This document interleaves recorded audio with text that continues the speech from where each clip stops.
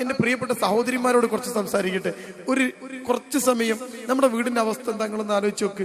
വെക്കുക, വിളമ്പുക, കഴുകിക്കുക, വെക്കുക, വിളമ്പുക, കഴുകിക്കുക. രാവിലെ സുബൈക്ക് ഇങ്ങോട്ട് ഇറങ്ങും നമ്മുടെ പ്രിയപ്പെട്ട സഹോദരിമാർ. സുബൈക്ക് ഇങ്ങോട്ട് മുടി ഒറ്റ ചുറ്റിക്കെട്ടലാണ്, മാക്സിം കെട്ട് കയറ്റിക്കുത്തും, ഒറ്റ ഇറങ്ങല. സുബൈക്ക് കണ്ട് വെക്കണ ആ വെള്ളം, എന്നിട്ട് പിന്നെ തുടങ്ങും വെക്കാൻ. അതുകൊണ്ട് വിളമ്പുക, കഴുകിക്കുക. അപ്പോഴേക്ക് ഉച്ചക്കുള്ളത് വെക്കാനായി, വിളമ്പി കഴുകിച്ചു. അപ്പോഴേക്ക് വൈകുന്നേരത്തുള്ള ചായ വെച്ചു, വിളമ്പി കഴുകിച്ച്. അപ്പോഴേക്ക് രാത്രിക്കുള്ള ചോറ് വെച്ചു, വിളമ്പി കഴുകി വെച്ച്, അകമൊക്കെ അടിച്ച് തുടച്ച്, അടുക്കള തുടച്ച തുണി കൊടഞ്ഞിട്ട് ആ അടുക്കളന്റെ സിങ്കിന്റെ മുകളിൽ ഇങ്ങനെ വിരിച്ചിട്ടിട്ട് ഈ പെണ്ണ് നേരെ റൂമിലേക്ക് പോകുമ്പം ഭർത്താവ് കമിന്നിടന്ന് ഉറങ്ങിണ്ടാവും. മക്കളൊക്കെ എപ്പോഴും ഉറങ്ങിണ്ടാവും. ഈ പെണ്ണ് പിന്നെ മെലികിട്ട് ഒരു മൂലൊക്കെ കിടന്നിറങ്ങും. പിറ്റേന്ന് രാവിലെ നേരം വെളുത്തു, എണീറ്റു, ഇതന്നെ പരിപാടി. വെച്ചു, വിളമ്പി, കഴുകിച്ചു, വെച്ചു, വിളമ്പി, കഴുകിച്ചു. അല്ലേ? ചോദിച്ചാ പറയും പണി എന്നെ പണി, പെരും പണി. ഇതല്ലേ പെണ്ണുങ്ങൾക്ക് പണി? നിങ്ങൾ ആലോചിക്കും. ഞാൻ ഒറ്റ കാര്യം സൂചിപ്പിക്കുന്നുള്ളൂ. നിങ്ങളെ പണി തീരുന്നവരെ നിങ്ങൾക്ക് പണി ഉണ്ടാവും. നിങ്ങളെ പണി തീർന്നാ പിന്നെ ഞമ്മക്കാ പണി, പിന്നെ ഓൾക്ക് പണിയില്ലല്ലോ. പിന്നെ പള്ളിപ്പറമ്പ് കൊണ്ടുണ്ട്. ഇതൊക്കെ തീർന്ന് എല്ലാ പണിയും തീർന്നിട്ട് ഭർത്താവിനെ നോക്കൽ നടക്കൂല, എല്ലാ പണിയും തീർന്നിട്ട് മക്കളെ നോക്കൽ നടക്കൂല. ആരാ അങ്ങനെ പറഞ്ഞെന്ന്? നബി സല്ലല്ലാഹു അലൈഹി വസല്ലം സംസാരിച്ചു കൊണ്ടിരിക്കുമ്പോ ഒരു സഹാബിയുടെ ഭാര്യയെ കുറിച്ച് സൂചിപ്പിച്ചു. എന്നിട്ട് പറഞ്ഞു അത്രേ, ആ സഹാബിയുടെ ഭാര്യ സ്വർഗത്തിലാണ്. നബി സല്ലല്ലാഹു അലൈഹി വസല്ലമിന്റെ വാക്ക. ഒരു സഹാബിയുടെ ഭാര്യ സ്വർഗത്തിലാണ്. ഉടൻ സ്വഹാബി വനിതകൾ എല്ലാരും കൂടി ഒറ്റ ഓട്ട ആ പെണ്ണിന്റെ വീട്ടിലേക്ക്. ആ പെണ്ണിനെ പിടിച്ചു. ഇതെന്താ? മരം വെട്ടുകാരനായ വളരെ ചെറിയ ജോലി ചെയ്യുന്ന ഒരു സ്വഹാബി. ആ സ്വഹാബിയുടെ അടുത്ത് വന്നിട്ട് ആ സ്വഹാബിയുടെ ഭാര്യ സ്വർഗത്തിലാണെന്ന് പറഞ്ഞപ്പോ എല്ലാ സ്വഹാബി വനിതകളും ആ വീട്ടിലേക്ക് ഓടി വന്നു പത്രേ. എന്നിട്ട് ആ പെണ്ണിനോട് ചോദിച്ചു, നിങ്ങൾ സ്വർഗത്തിലാന്ന് നബി സല്ലല്ലാഹു അലൈഹി വസല്ലം പറഞ്ഞിട്ടുണ്ട്. അപ്പൊ ആ പെണ്ണിന് ഞെട്ടിപ്പോയി. പടച്ചോനെ തന്നെ. അവര് ചോദിച്ചു, എന്താ നിങ്ങൾ ചെയ്യല്? ഹേയ്, എന്താ നിങ്ങൾ ചെയ്യണത് ഈ സ്വർഗത്ത് പോവാൻ? ആ പെണ്ണ് പറഞ്ഞു, നിസ്കരിക്കലുണ്ട്, നോമ്പ് വൽക്കലുണ്ട്, പ്രാർത്ഥിക്കലുണ്ട്, തഹജ്ജുദ് നിസ്കരിക്കലുണ്ട്, ഇതിലപ്പുറത്തേക്ക് ഞാനൊന്നും ചെയ്യലില്ലല്ലോ. അപ്പൊ അവര് ചോദിച്ചു, അല്ലല്ലല്ല, അതൊക്കെ ഞങ്ങളും ചെയ്യണ, വേറെന്തോന്നുണ്ട്, എന്താ നിങ്ങൾ ചെയ്യല്? പെണ്ണ് പറഞ്ഞൊന്നും ചെയ്യില്ല. അപ്പൊ പിന്നെ സ്വഹാബി വനിതകൾ ചോദിച്ചു, അത്ര നിങ്ങളെ ജീവിതം ഒന്ന് പറ. അപ്പൊ ആ പെണ്ണ് പറഞ്ഞു കൊടുക്കാണ്, ഞാൻ നേരം വെളുത്താൽ എന്റെ ഭർത്താവും മക്കളൊക്കെ ഉണ്ടാവും, അവരെ സുബൈക്ക് വിളിച്ചുണർത്തി പള്ളിയിലേക്ക് പറഞ്ഞേക്കും. അത് കഴിഞ്ഞ് ഭർത്താവിനും മക്കൾക്കും ഭക്ഷണം ഉണ്ടാക്കും.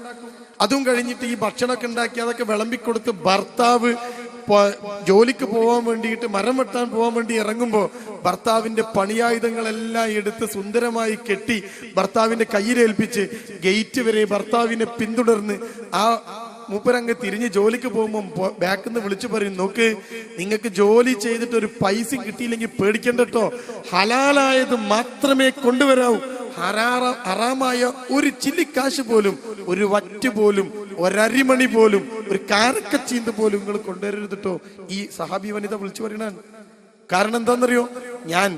ഞങ്ങളെല്ലാരും ദിവസങ്ങളോളം പട്ടിണി കിടക്കാൻ തയ്യാറാണ്, പക്ഷേ ഒരു മിനിറ്റ് പോലും നരകത്ത് കിടക്കാൻ തയ്യാറല്ലോ എന്ന് പറയുമ്പോ സഹാബി അങ്ങ് യാത്രയാകും.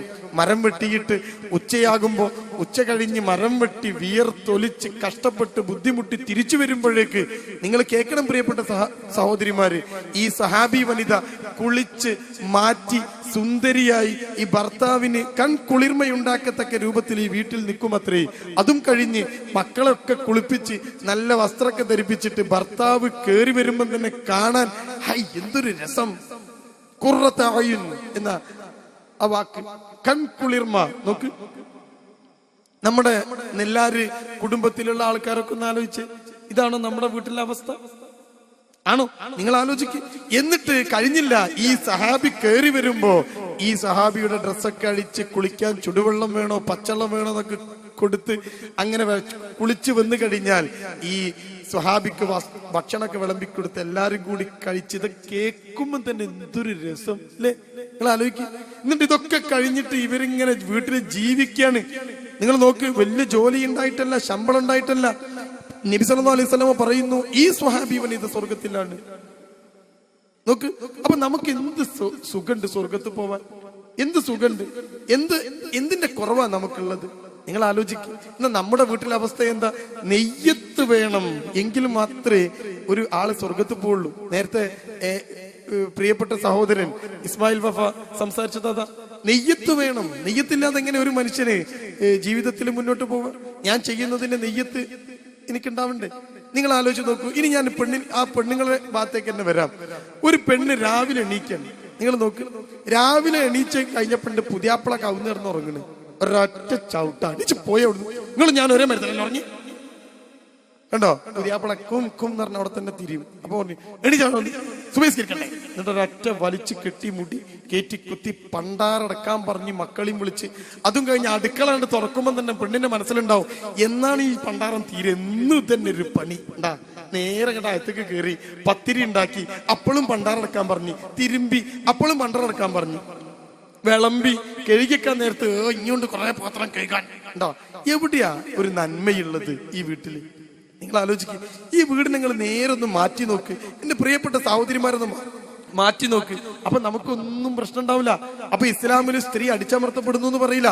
ഇനി നിങ്ങൾ നേരൊന്ന് മാറ്റി നോക്ക്. സ്ത്രീ രാവിലെ എഴുന്നേറ്റു, സുബൈക്ക് എഴുന്നേറ്റു, എന്നിട്ട് തൊട്ടടുത്ത് കിടന്നുറങ്ങുന്ന ഭർത്താവിനെ സ്നേഹത്തോടു കൂടി വിളിച്ചു, മനസ്സിൽ നെയ്യത്ത് വെച്ചു, പടച്ചോനെ ഭർത്താവിനെ ഞാൻ സുബൈക്ക് വിളിക്കാണ്, എനിക്ക് നീ ഇതിനുള്ള കൂലി തരണേ പടച്ചോനെ. കണ്ടോ?